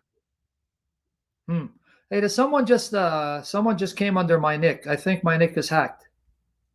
Oh. Somebody just hacked my nick. I think so. Yep. Guys, I think someone hacked my nick. Hello? My name, because someone just posted under my name. Sam, is that me? Yeah, see? All right, guys. Besides that, was that Jai posted a comment on Sam's account? All right. Okay, now go back. Can you scroll up and see what he's commenting on? Okay, scrolling up. He is commenting on the meaning of the hadith. On the day of resurrection, the Quran will come like a pale man. So there is no doubt, again, because you see how careful I'm being, because I don't want these Muslims to say we're lying, we're deceivers, we misquoted, misinformed, because we're not like Uthman or Muhammad or his God. This is referring to the hadith. The Quran will appear as a pale man. It's referring to that hadith. Exactly. You can click the Rob Christian's text and it will pop up on the screen. He also affirmed Al-Albani made it sahih, that it is what sahiha means at the Shamonian. Okay, so just you guys, you see how careful I am and how I am stopping him and making him repeat, because we serve the God of truth. Jesus Christ is truth, not Allah and Muhammad, these demons. So note, this website is saying that Al-Albani is referring to the hadith that the Quran will appear as a pale man. Al-Albani said in Al-Silsila al-Sahiha, this narration is not just Hasan, it is Sahiha. Sahih. That's Al-Albani. Right? That's what the website is saying. Either one of them is a liar. Okay. We have to find that out, which one. And that is why I was very careful in saying that, because I should have just said that Da'if Ibn Majah does not have it, but I did not said it because I gave him the benefit of doubt, because I do not have his physical book, but the book that he was showing and the PDF version does not have it. Does not have it. And this is in Arabic, but you provide it in English. Yeah, I am doing a Google translator, but I can read the Arabic as well. Sahaha al-Albani fi silsilatu sahihat. Same thing that you have shown already in an English version, where it is saying that it would be sahih. So, okay, guys, he's highlighting the Arabic for you, which is interesting because what I quoted, they said Al-Albani said Hasan, which it still passes, it's good. In the Arabic that he's reading from, Al-Albani said Sahiha. Sahiha. Sound. Everyone see? Yes, exactly. You are a gift. You guys, you see why you need to support these brothers, sisters? Rob Christian, Adam Seeker, Prophet Google, all of them. They are a gift raised up by Jesus for the church to glorify Jesus and destroy these blasphemers for the glory of Jesus Christ. Go ahead, brother. Go ahead. So let's go back to English because everyone is an English speaker. Like a pale man, Al-Sayyuti said in Shara Ibn Majah, it is a variable color. So they have a problem with the color, not for the rest of the narration. They have the problem with the color. So that is why, because the color has an issue, so they have like, okay, because the color has issue, okay, this part we can let it go. So we can let go this part, but the body and coming as a man is not even a problem. And he actually gives so many other things down below. If you go, he will tell you that Al-Mujahid Al-Hanafi Ibn Mujahid explains that if he imitates as an image of his reader who exalts himself, so he comes as in an image in what is the fasting, and where is the other one, and the night prayer as well. So you have these two will come as image as well. Now if we go forward here, let me go down. Okay, it's not in this one, the other link. So I will show you the other link as well. So, but like this is a whole link. Let me give this to you, Sam, so that you can post it. I'm sending it to you in Skype Yes. so that you can be able to post it in comment, Okay. because when I do private chat, then it gets destroyed because of the And by the Arabic way, and the. Nada, instead of sending me the link to my Skype, please, sister, post it in the YouTube comment section. A lot of snap. Okay, hold on. Let me give it to you. Okay, I'm going to give her the link, and she's going to condense it so she can post it for you. Okay, go ahead, brother. Perfect. So this is number one. Number two, what he would be referring to. What he would be referring to. Now they gave the explanation. This website, this link, islamweb.net, the fatwa again. Now this is fatwa number 40845. It is the same thing, but in a different way. Advent of the Quran on the day of resurrection. How the Quran is coming on the day of resurrection. See, we are honest. We will give you every information, unlike these Ibn Fubun stupid liar. So he's a liar. We are not. We'll give you all the information. Now look what he's saying. Perhaps the hadith that you referred is from, because this is a question, so I'm ignoring the question, I'm going to the answer. What is Ahmad and Ibn Mujahid narrated on the authority of Abdullah bin Buraida, on the authority of his father, who said that the Quran will come on the day of resurrection as a pale man, and he will say to his owner, I am the one who keep you at the night and thirsty. And the hadith was classified as da'if by al-Albani, and Shuhab al-Arrat said it is Arnaut. Yeah. Its chain of transmission is Hasan for the follow-up evidence. So now It's good. So now, once again, the problem, da'if in which sense? Now this is what we need to understand. Da'if in which sense? And then they will describe you in which sense. Now we will be honest, and we will show you all evidences, unlike Ibn Fubun, who gave something which you can't even find. And close to it, what was proven by Sahih Muslim, that the Quran on the day of resurrection will come an intercessor on the day of judgment. Because Quran is coming as an intercessor, so he will come how? As a man. They have a problem with the pale. We'll see it further down. Narrated by Ibn Hanbal, Hibban. Hanbal, it should be Hibban. Hold on, let me go back to. Hey, man, I have a hard time speaking English. You keep giving me Arabic words. You're trying to make me embarrass myself with my stuttering and lisp, you sinner. No, it is Ibn Hibban. Ibn Hibban. Warabi Ibn Hibban fi sahiha. He said this is sahih. So let me go back to the English translation. Wait, you're saying he said it's sahih? Oh man, wait, man. Okay, go ahead. He said that the Quran intercedes and certifies, and I don't know how they translate it pretty bad. So forget that part. And on the authority of Abu Huraira, he said, the Quran will come on the day of resurrection and say, O Lord, wear the crown of honor. So wear the crown of honor, then say, O Lord, give him more. Then he will put on the garment of honor. Then he will say, O Lord, the earth of honor.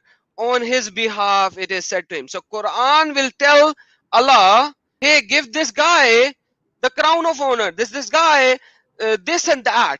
So how will he say that? Until he has a speech or something, because that's what Quran is doing and talking to Allah. And this is all sahih.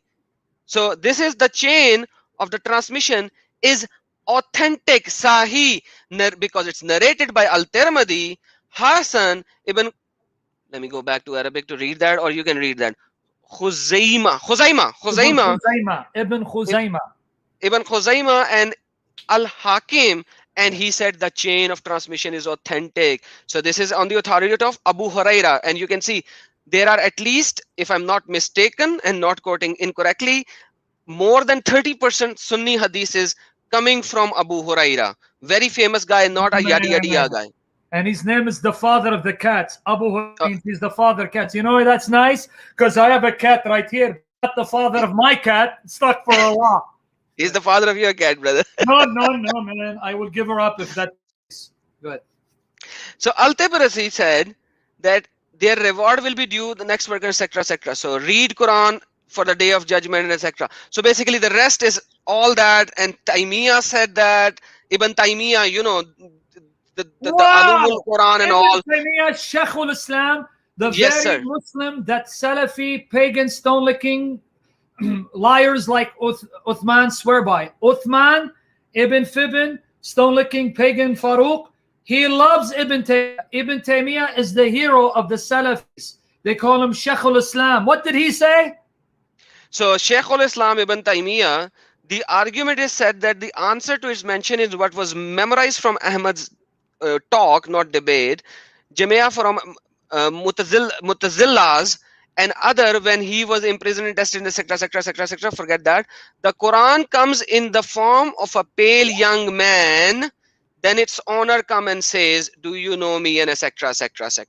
So Ibn Taymiyyah is also quoting that, and it is saying.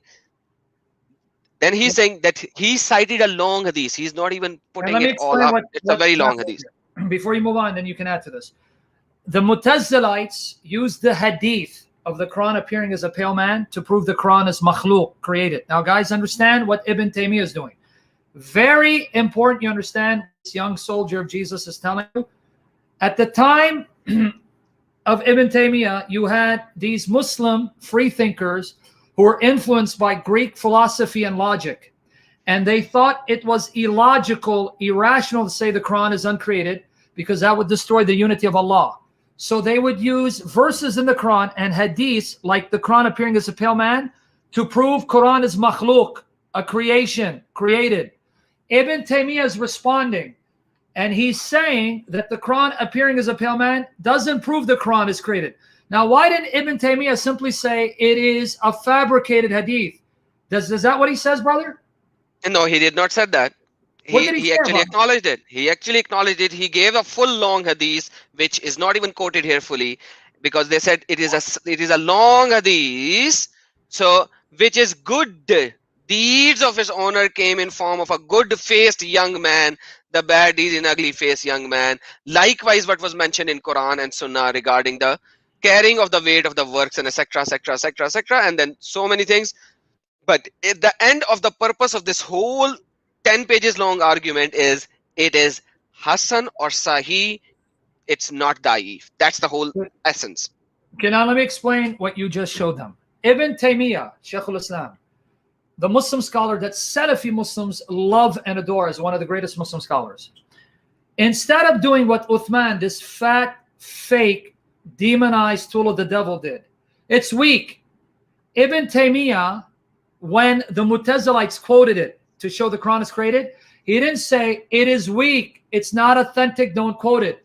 Unlike this pagan, the son of the devil, this deceitful agent of Satan, Muhammad's father, who told Anthony it's weak, Ibn Taymiyyah acknowledged it's good and couldn't simply ignore it, explain it away, meaning it's fabricated, it's weak, don't quote it. He had to acknowledge it is authentic, but explain it in a way where the hadith doesn't end up saying the Quran is created. So Ibn Taymiyyah was more honest than this slob, this demon, who's trying to score debate points, but in so doing, he's giving us a weapon to be used by the Spirit to destroy his lies and his prophet and his God for the glory of Jesus. Because all Ibn Taymiyyah needed to do was to say what this coward said. No, it's weak. It's not authentic. Why are you Mutazilites quoting it? So both the Salaf, Ibn Taymiyyah, and the so-called heretics, I'm not saying they are, but they claim Mutazilites are heretics. They both agreed this narration is authentic, and they both had to deal with the implication of the hadith. They couldn't simply toss it aside. You see what kind of wicked son of the devil is? He truly belongs to his father, the devil. May the Lord Jesus either save him or give him what he deserves, like Jesus gave Muhammad what he deserved. But go ahead, brother. And then he uses the word that go to Surah Al-An'am, which is a surah chapter in Quran, ayah number 31, and you will say, Fi sahihin an Abi Huraira anan Nabiy sallallahu alayhi wa sallam inna qal. So basically he's saying that you can go and read the Quran, Surah Al-An'am, ayah number 31, and in the tafsir you will see that this is the deeds that you are saying about Quran, that when you read, because every time you read the Quran, it will become your sawab, like I don't have an English word Yeah, for that. The sabab good, would be almost like your. We use that word. Yeah, yeah. Sabab would be your, not your companion. Yeah, sabab means you're like your defense. your Sabab is good like, deeds and sawab and all that. Yeah, you yeah, know. like your, yeah. It's like your, yeah. It's something that is going to work on your behalf and your benefit.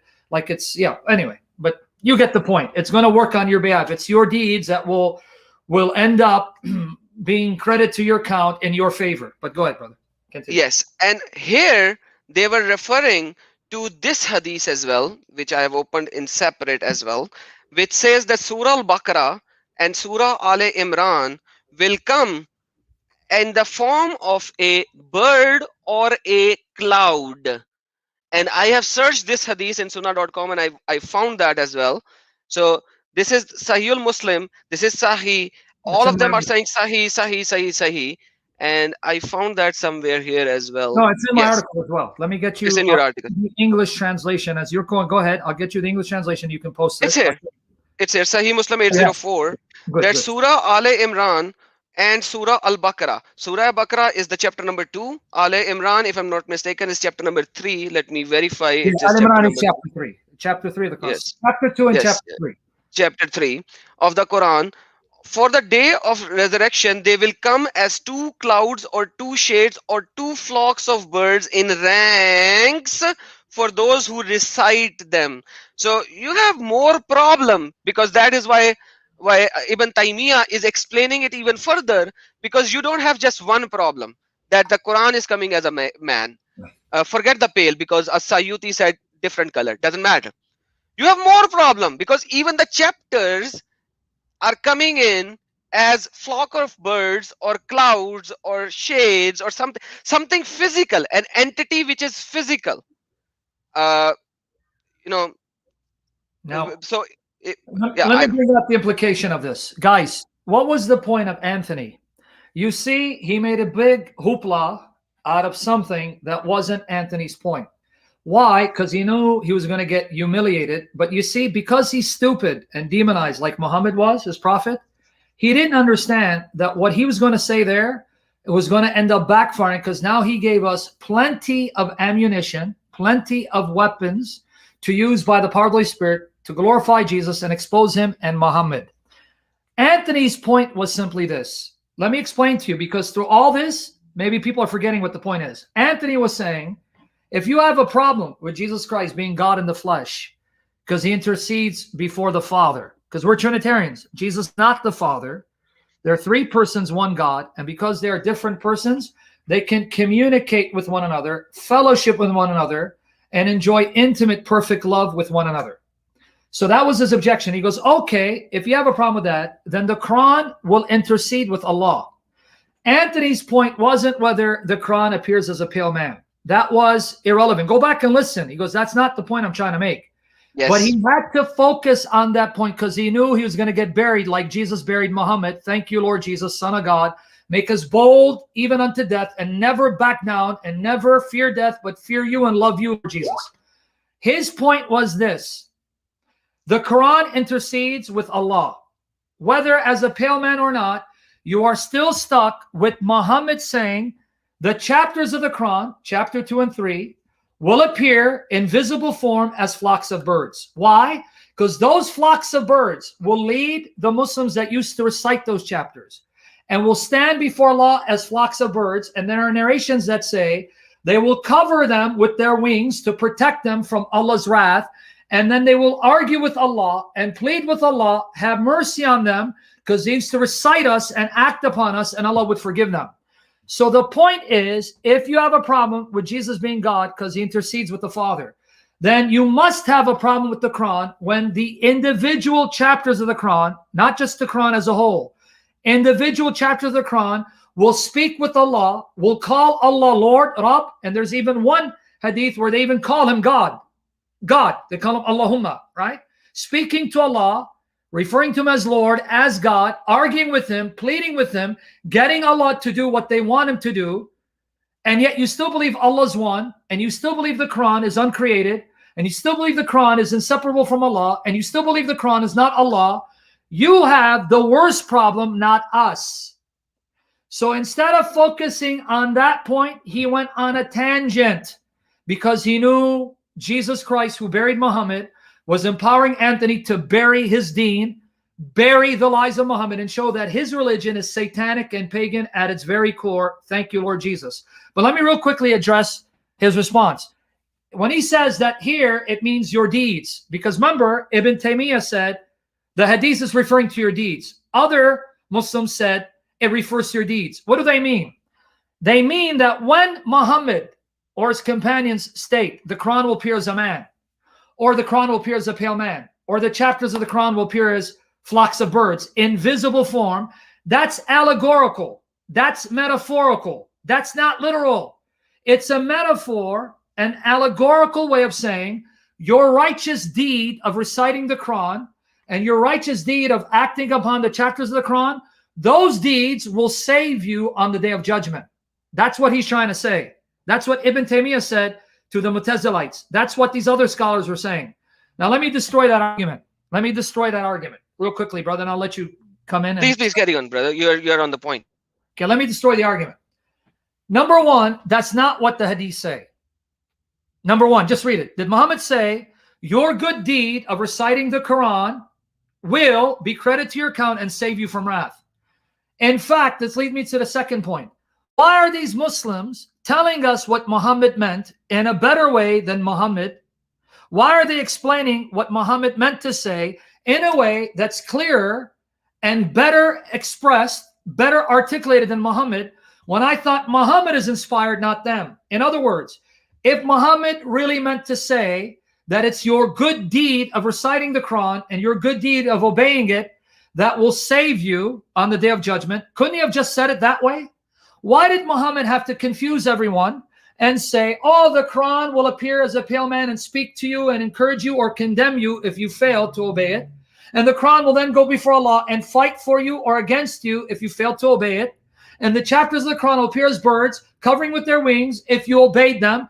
Why did he make it so complicated? Why did he have to say all that when he could have simply said what Ibn Taymiyyah said, what this slob said, your good deed of reciting the Quran and your good deed of obeying the Quran, those good deeds will be credited to you to save you from Allah's wrath? Couldn't Muhammad have simply said it that way? Why are these Muslims always telling us what Muhammad really meant in a way that makes more sense and better articulated, expressed more clearly and more accurately than when Muhammad said it, when Muhammad supposedly only spoke by wahi, revelation? So they're telling us Allah is a terrible communicator, and he made Muhammad the worst communicator imaginable because Allah meant to say one thing, his prophet meant to say one thing, but they actually came out saying something so contradictory, leaving it to uninspired pagan stone kissers like Uthman to actually tell us what they actually meant. There you go. That's what they're telling you. Oh, right? very well said, brother.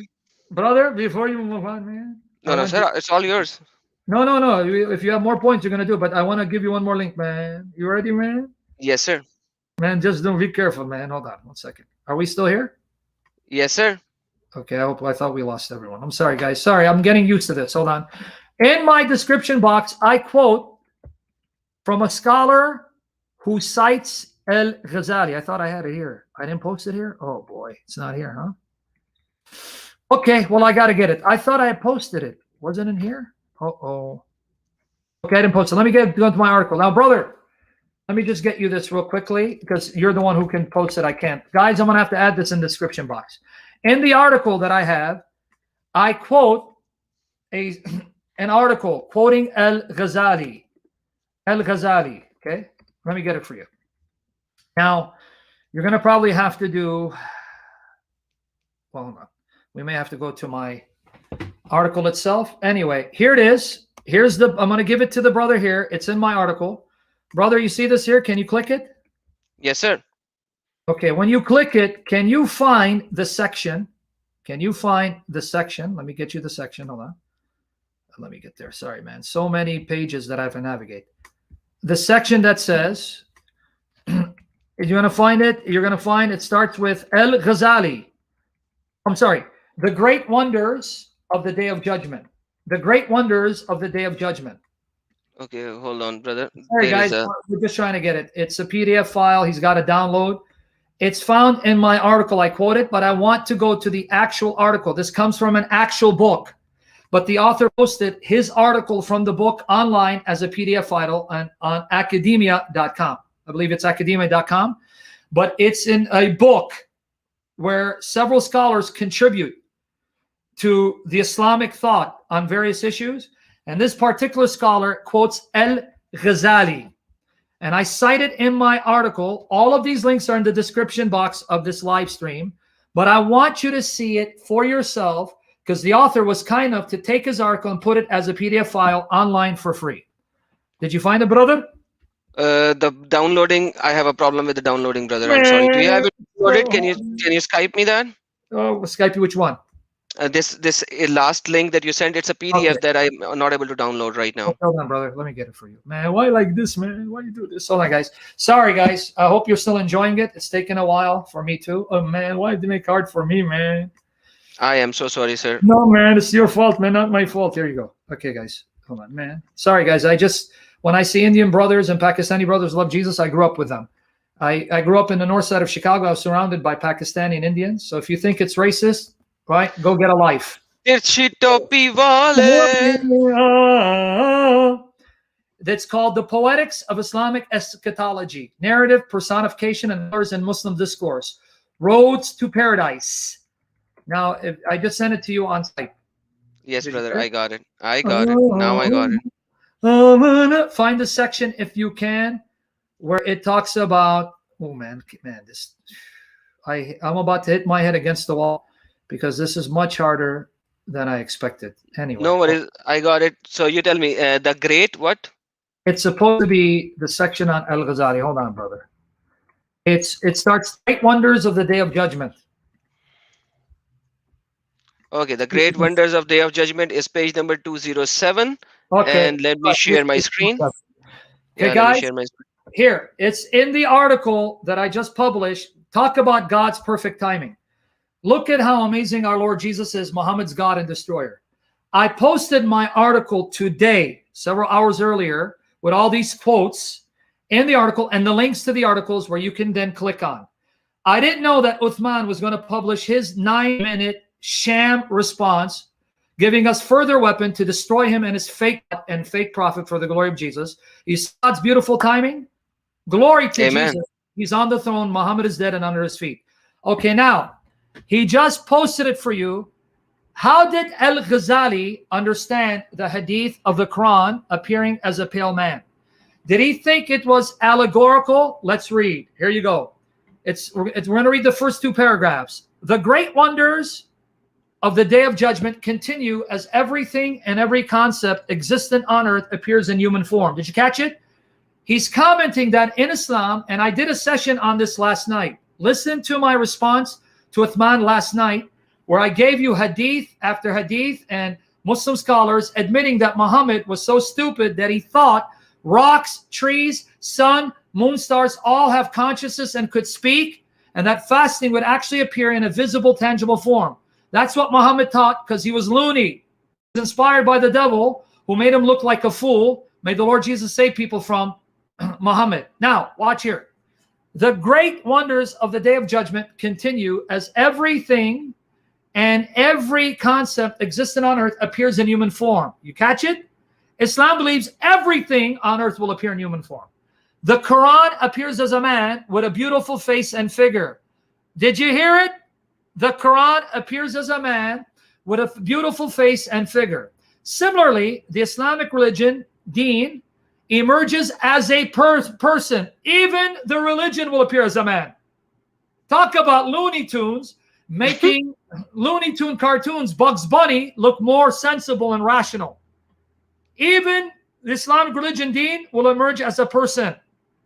An idea somewhat resembling Dana, the female personification of the visionary soul, who guides the deceased along a narrow path to the other world.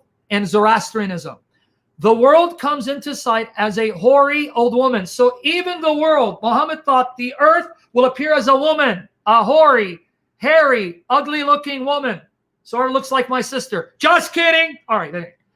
As a hoary old woman, and people are told this is the world over which you used to envy and hate each other. Likewise, Friday. Oh my goodness. Even the day Friday, the day of the Muslim communal prayer, approaches in the image of a bride being led in procession as lovely as can be. Now, before I read Al-Ghazali, do you see this nonsense? This Islamic nonsense fairy tale land? Friday will appear as a woman, a bride. The earth will appear as an old hoary woman. The religion, deen, will appear as a person. This is how nuts Muhammad and his God happen to be. But now let's read the part of Al-Ghazali. Al-Ghazali emphasizes. Now, sadly, for us, Uthman doesn't accept Al-Ghazali. He would consider him as someone that went to the extreme because he was influenced by Greek philosophy and logic. Al-Ghazali emphasizes, pay attention, Al-Ghazali, whom scholars like Hamza Yusuf swear by. Hamza Yusuf loves Al-Ghazali. He's called Hujjat Islam, the proof of Islam. Al-Ghazali emphasizes that these personifications of things and ideas are to be understood literally, even though acceptance of such an understanding in the here and now may be difficult.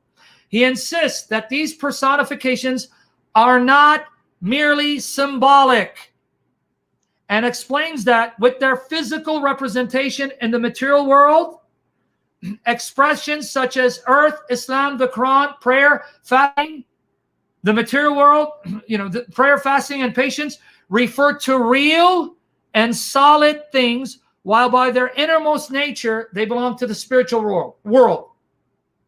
Therefore, the Quran exists as a person, and Islam as something spiritual through the will of Almighty God. Whosoever recognizes this truth will encourage a literal, I repeat, literal understanding of the scripture and a spiritual approach to the world. This is why literalists would never speak of the creation of the Quran as the rational sect of the Jahmis does. The author of The Precious Pearl maintains that the Jahmis, apparently a derogatory or code word for Mu'tazilis, are ignorant of the spiritual reality of existence and in error when they argue the soul is annihilated at death. What else do you guys want? Al-Ghazali, one of the greatest Muslim scholars, philosophers ever lived, a scholar and philosopher that Hamza Yusuf swears by, says that the Quran is a person and the Quran appears as a man, and that's literal. Do not allegorize it. The earth, the world will appear as a hoary woman. That's literal. Do not allegorize it.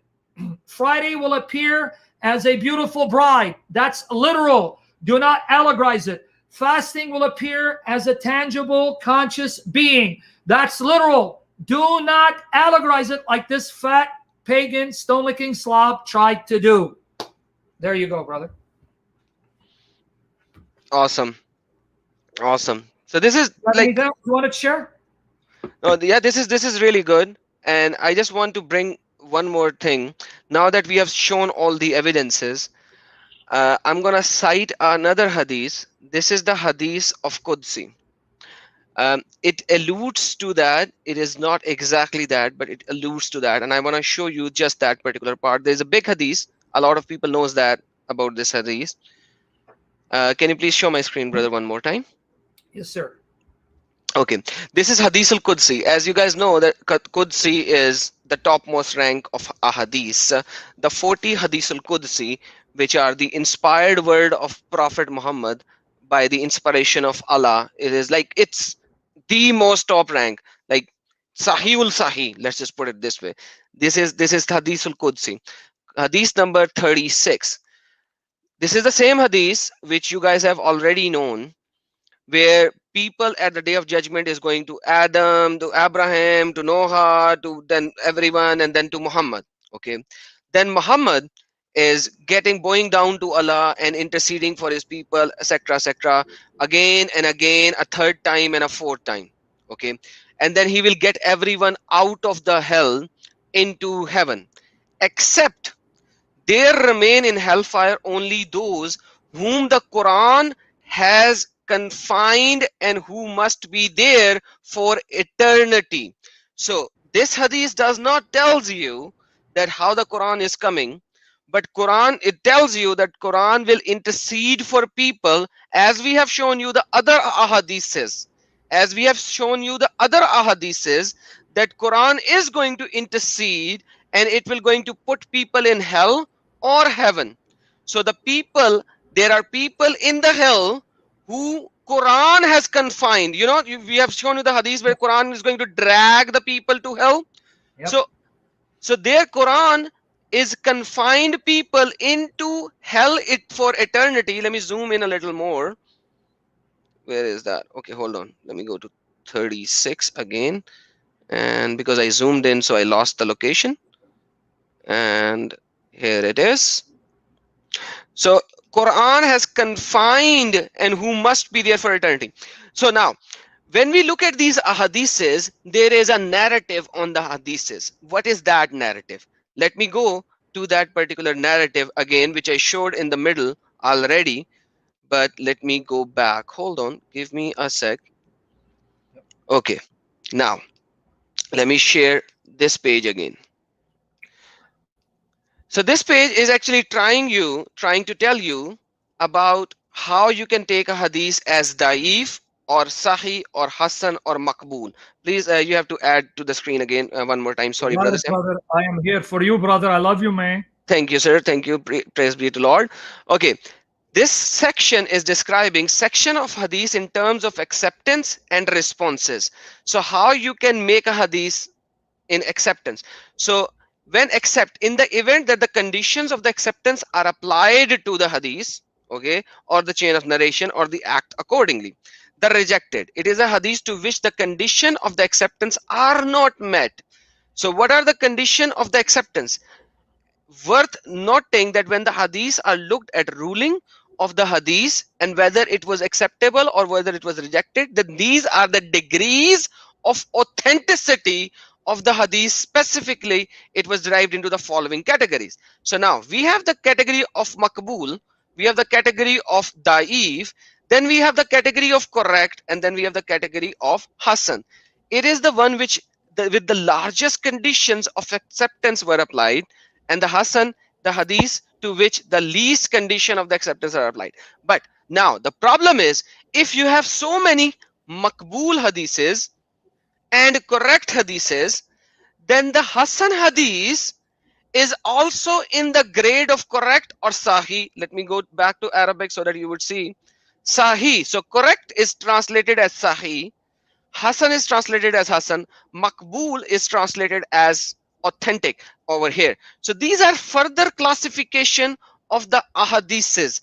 So even at certain times, when you have so many other chains of narrations who are giving everything according to the most authentic and maqbool hadiths, you cannot just throw the hadith in a garbage. That's what this site is telling for the Muslim Ummah. The problem is that there are alumul khasa and alumul ama. And the problem is that alumul khasa is with some specific ulama deen, and they do not give it to the normal people, the arm people, you know, arm people and khas people. Damn, man. Excuse my English and Arabic He's translation. learning, man. Be patient with this young man. He's learning.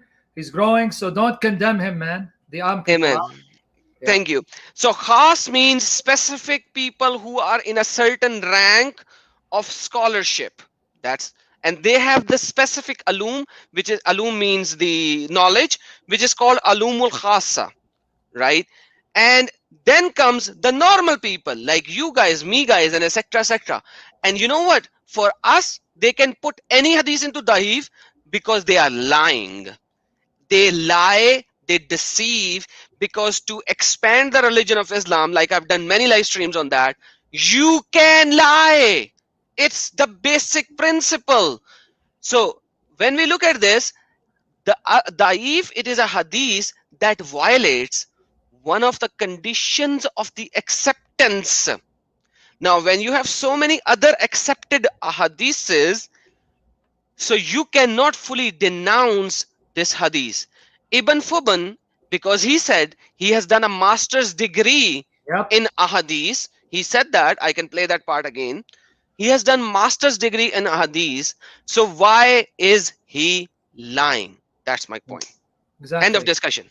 Now, we're going to end it with playing Hamza Yusuf again. Now, guys, you must listen to my stream last night where I went through this. But now the benefit of this one is this brother has joined me to serve you by helping me on StreamYard to post these images because I'm technologically inept. Next time, I'll invite Protestant believer to help me as well. He's another blessing. Again, let me remind you, pray for all these brothers and sisters, the mods that are serving you on my channel. They don't get paid for this. They're doing it out of their love for Jesus. Subscribe to their channels. Subscribe to Prophet Google's channel, to Adam Seeker's channel, Rob Christian, all these channels. Let's help our brothers and sisters go viral. Pray for our protection because, you know, these Muslims want to kill us, but they don't understand. We don't give a damn about their threats because even if they kill us, it's an honor to die for Jesus. But our lives are in the hands of Jesus. He's almighty. Muhammad is dead. Allah is a fake. Jesus is alive. He's almighty. Our lives are in his hands. He determines when I die. May the Lord Jesus give all of you, all of these young lions and lionesses, myself, the health we need to serve Jesus and the holiness to worship Jesus, love Jesus, praise Jesus, and delight the heart of Jesus by the power of the Holy Spirit and provide for the ministry. We're now going to end it with Hamza Yusuf. I'm going to send him the link. Let me play that. You got it already? Oh, I already have it. I was watching your live stream last time as well. Okay. So we're going to play it. Now, before he plays it, the audio quality is not the best. That's okay. You have my permission. Take all of my links, all of my sessions, articles, translate them, clip them, upload them. Now, here's one thing you need to do. Like these Mohammedan pagan minions of Uthman, they keep stalking our channel and bombarding with comments. Go to that slob's channel and say, coward, your ministry has been destroyed by the grace of Jesus. Your days are numbered and over. Here's the thorough refutation of your lies. And we got more coming out. Anthony has more clips. And we're going to post our version of the debate in this upcoming week. Say thank you for being that stupid, for thinking you were arrogantly smart, because Jesus has handed you over for destruction. May you repent, or may the Lord give you what you deserve. Go to his channel and bombard him with the links, because I got blocked on his channel. I was calling him out to debate me, but my comments won't show up because he blocked me. I don't blame him, because I won't let him bark in my comments section. The difference is I'm not barking. I'm calling him out and his fake God for the glory of Jesus. Okay, brother, you got the clip? Yes, brother. Please tell me if this is the same one you want me to play. The Okay, hadith is weak. Yes, that's the one. Play it loud. And All right. we won't have to play all of it. We'll just part where he says that weak hadith da'if means it's good. Keep going. Yes. Each time. So the first Yasin, because Yasin, lima quriha la Yasin, you get, and these are weak hadiths, but I did something called the Content of Character, which is a small book on prophetic invocation, prophetic akhlaq, hadiths from the Prophet. And there were some weak hadiths. It was a collection by Ali Mazru'i's father, Amin al-Mazru'i. And I liked the collection, so I translated it. And to be trustworthy, all the hadiths that he put in, I put in there. And some of them were weak. But there's an attack on weak hadiths in our time. A weak hadith is anywhere from a B- to a D-. All right? A Hasan Hadith is a B to an A-. Pause it, brother. And then a Sahih Hadith. Okay, we're going to play that part again. A da'if hadith is anywhere from what? Play that part one more time.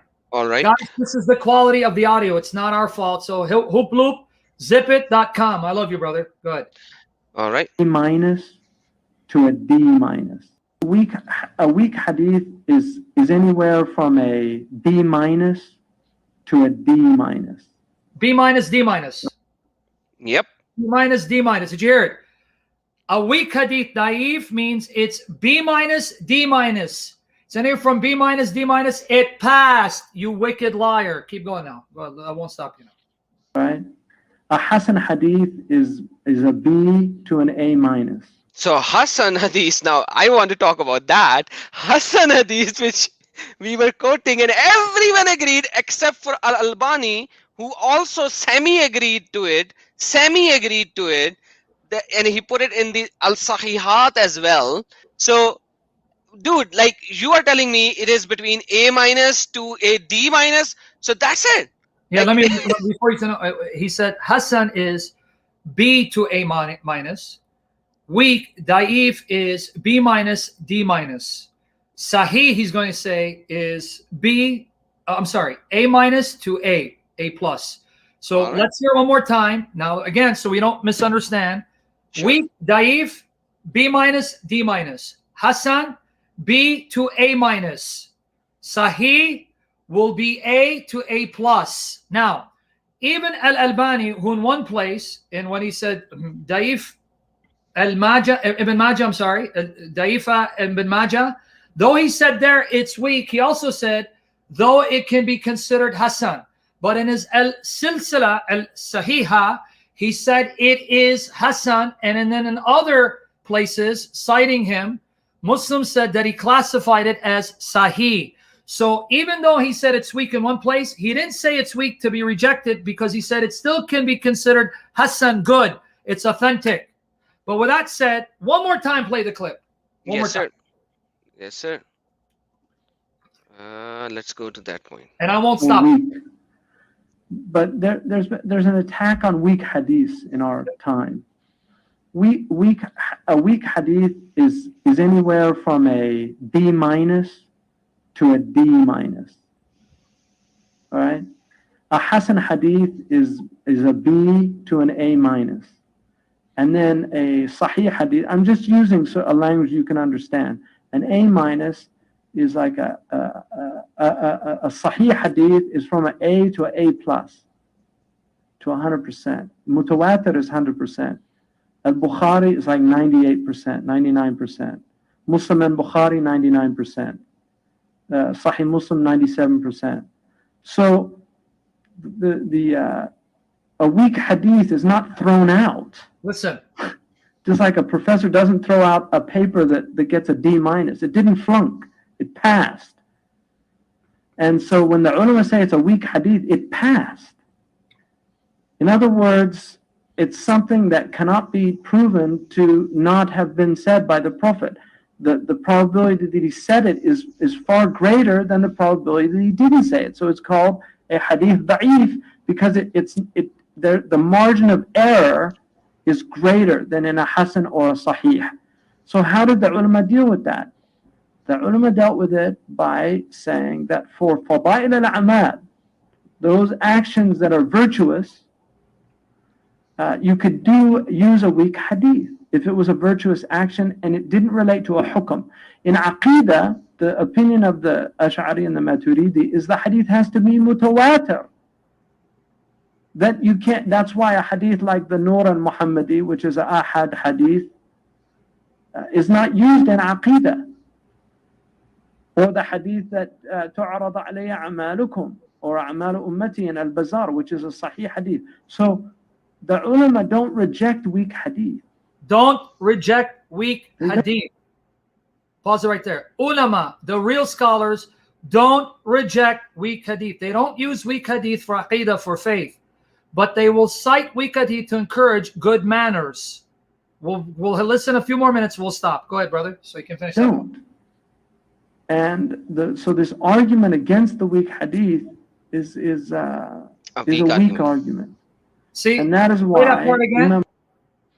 The argument against the weak hadith is a weak argument. I love that part. Let him play that again. So this argument against the weak hadith is a weak argument. We can stop there. And that is why. Okay, that's it, guys. You see it. It's online. Now, I need you guys to do me a favor. Upload this session to your YouTube channels ASAP. In Jesus' name, it won't get taken down. But I wouldn't be shocked that Uthman will be so humiliated, and his minions, his dogs, so humiliated, they'll try to get this video taken down. May it not happen in Jesus' name. But you can make sure this session is archived. You with YouTube channels, upload it right away. And I'll be back tonight, Lord willing, with William Albrecht on another topic. William Albrecht will be joining me tonight, midnight, 12 a.m. Eastern Standard Time, 12 a.m. New York time, Michigan time. So it's going to be early morning in Europe. He's going to refute James White on the perpetual virginity of Mary. I've already scheduled on my StreamYard. You should see the link to it on my YouTube channel. So for the rest of you, join us tonight for another topic. In Europe, it should be early enough that you're awake to join us. Pray for that session. Pray for William. Pray for me. Pray for Adam Seeker, Rob Christian, Protestant Believer, Netta, Prophet Google. Pray for all of these brothers and sisters. Pray the Holy Spirit will fill us. Pray the Holy Spirit will seal us. Pray the Holy Spirit will forgive us. Pray the Holy Spirit will wash us in the blood of Jesus Christ. Pray the Holy Spirit will give us perfect self-control, self-discipline, to crucify our flesh, to walk in the life of the Spirit, to love Jesus by obeying him, praying to him, worshiping him, loving him, studying his word, the Bible, living it out, and serving one another. And pray for our health and safety and protection and boldness. And pray for my children to join me sooner than later for the glory of Jesus. Pray for our ministries and the support to do this. Without your support, I can't do this. I trust the Lord. If he wants me to do it, he'll put in your hearts, because he doesn't need me. We need him. We love you for the sake of Jesus. Amen. I love you, brother, for the sake of Jesus. May the Lord prosper you for his glory. More importantly, Jesus is in love with us. May he save these Muslims from Muhammad, or give them what they deserve. His will be done. You are alive, Lord Jesus. You are almighty, and we love you, trust in you, and we fear you and no one else. Amen. Come, Lord Jesus. Cover us by your blood. Cover our loved ones, my daughters, by your blood, and fill us with your spirit and seal us in your love. Maranatha. Come sooner than later. In Jesus' name. Amen. Take care, guys. Amen. I gotta go. Take care. Yeshua Akbar al-Azim. Ameen.